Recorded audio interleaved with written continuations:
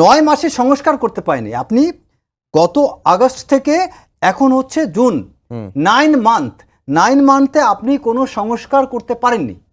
Single reformation হয়নি, কিছু প্রস্তাবনা জমা হয়েছে, এর বাইরে কোনো রিফরমেশন হয়নি।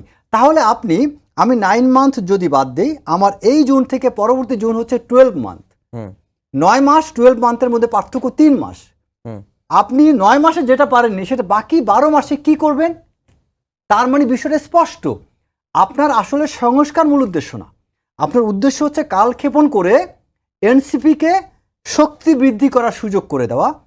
যত দিন যাবে তত বিএনপি তাদেরকে একটা পর একটা আওয়ামী লীগ হার্ড পাওয়ার অ্যাপ্লাই করেছে, অন্তর্বর্তীকালীন সরকার তারা সফট পাওয়ার পলিসি অ্যাপ্লাই করছে। কীরকম?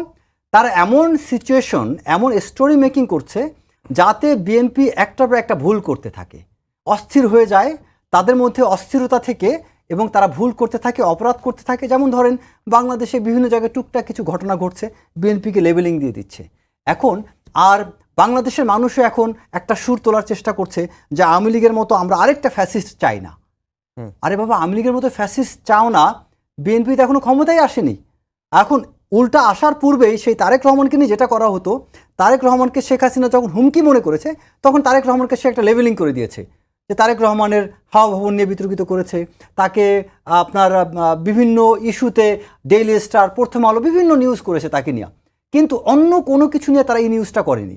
এই নিউজটা করে তারেক রহমানকে এমনভাবে লেভেলিং করেছে যাতে বাংলাদেশের মানুষ তারেক রহমান নামটা শুনলেই মনে করে যে সে একটা খারাপ লোক, বা সে একটাই তার চরিত্র হননের মাধ্যমে যেটা করা হয়েছে আসলে কোনো কথাই সত্য না। ঠিক তেমনি আওয়ামী লীগের সাথে এই অন্তর্বর্তীকালীন সরকারের পার্থক্য একটা জায়গায়, আওয়ামী লীগ তারেক রহমানের চরিত্র হনন করেছে, আর এই অন্তর্বর্তীকালীন সরকার শুরু করেছে বিএনপির চরিত্র হনন। বিএনপিকে একটা লেবেলিং দিয়ে তারা এমনভাবে লেবেলিং দেওয়া শুরু করছে যে বুঝাচ্ছে যে আওয়ামী লীগের মতো কিন্তু আরেকটা আওয়ামী লীগ নতুন ফ্যাসিস্ট হবে যদি বিএনপি ক্ষমতা আসে। তারা তো সেরকম কোনো সিমটমস নেই, এটা সম্পূর্ণ তাদের অ্যাজাম্পশন, এবং তারা এটা একটা হাইপোথেসিস দাঁড় করাচ্ছে তাদের স্বার্থে।